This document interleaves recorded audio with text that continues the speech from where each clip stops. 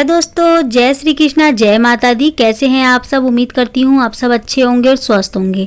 आज इस वीडियो में हम आपके साथ शेयर करने वाले हैं पहली बार करवा चौथ का व्रत कैसे रखें, संकल्प कैसे लें, सरगी कब ली जाती है, व्रत में क्या क्या चीज़ें हम खा सकते हैं, संकल्प व्रत का पारण कब करना है, सुबह से लेके शाम तक की, सरगी से लेके पारण तक की सारी जानकारी इस वीडियो में आपको मिलने वाली है।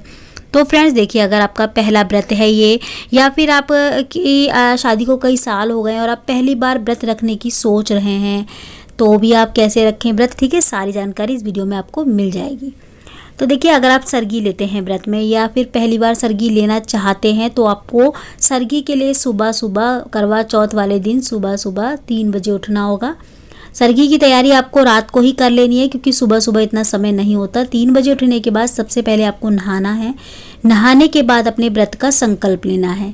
संकल्प हमें गणेश भगवान के आगे लेना है, गणेश जी का ध्यान करते हुए लेना है। हाथ में फूल और थोड़े से अक्षत लेके संकल्प लिया जाता है। संकल्प की वीडियो मैं चैनल पे बाद में डाल दूंगी, अगर आपको नहीं आता संकल्प लेना।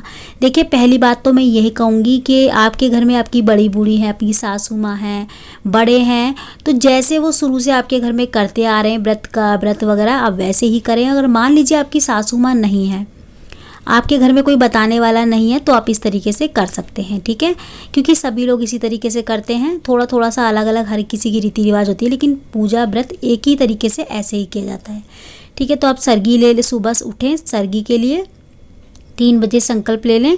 3 से 3:30 तक हमको जो है ना सरगी लेनी है। सरगी में आप क्या क्या सामान ले सकते हैं? देखिए, मीठा ज़्यादा लें, जैसे कि जूस, दूध और मीठा दूध, और ड्राई फ्रूट्स हो गए और मिठाई वगैरह हो गई, खीर हो गई, इस टाइप की चीज़ें ज़्यादा लें।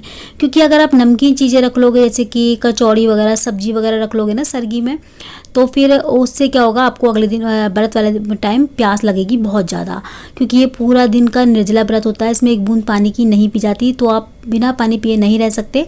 तो इसीलिए आपको मीठा ही खाना है। मीठा खाने से क्या होता है, प्यास कम लगती है, ठीक है। तो मीठा ही लें।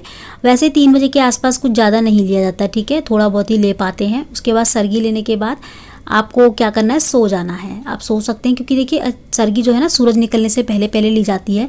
4 बजे से पहले पहले आप सरगी ले लें, क्योंकि सूरज निकलने से पहले पहले देखना है आपको कि सूरज की किरण जो है ना निकले, उससे पहले आप सरगी ले लें। सरगी लेने के बाद आपको फिर सो जाना है। आप फिर जब भी उठें 6 बजे, सुबह के 6 बजे उठते हैं, 5 बजे उठते हैं, उसके बाद उठें जब भी।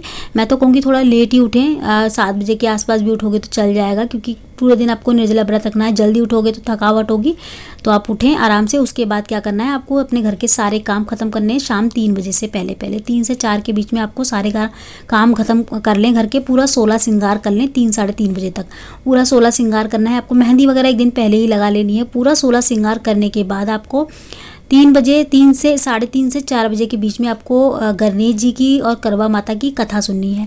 इसमें जो है ना, करवा माता की कथा सुनने के बाद आप चाहें तो कुछ ले सकते हैं, जैसे कि दूध वगैरह, या फिर दूध में पत्ती लगा के या जूस वगैरह ले सकते हैं। सिर्फ लिक्विड लेना है, कुछ खाना नहीं है, चीज़ का ध्यान रखना है आपको, ठीक है।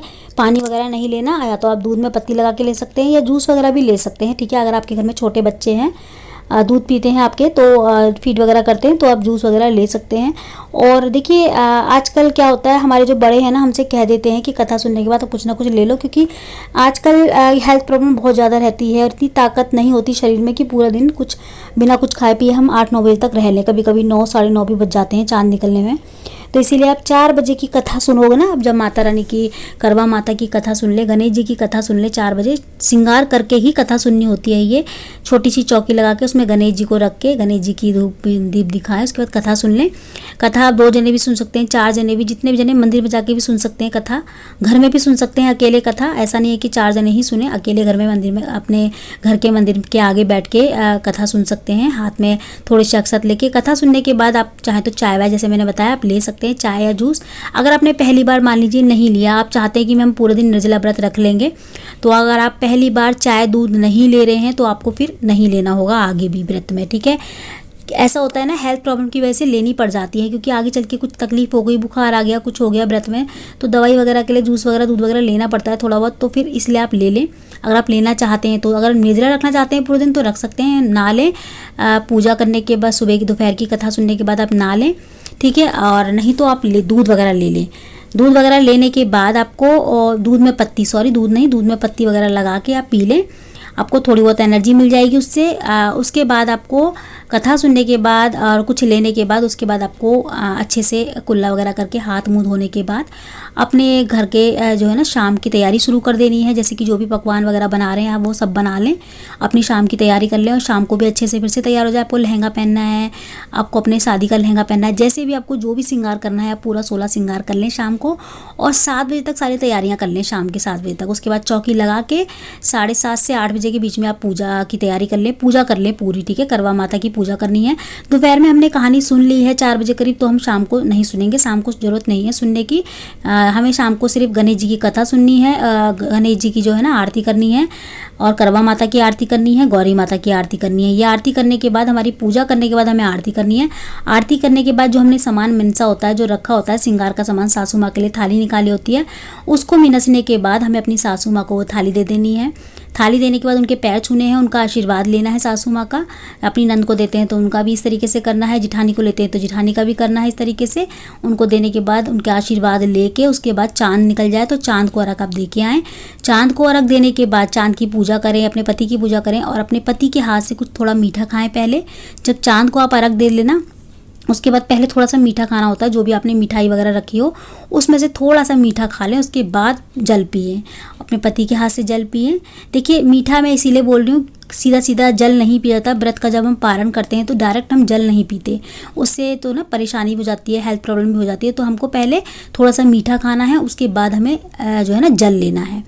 तो इसी तरीके से पूरा दिन का व्रत रखा जाता है करवा चौथ का। आप जैसे भी आपको ठीक लगे आप वैसे कर सकते हैं।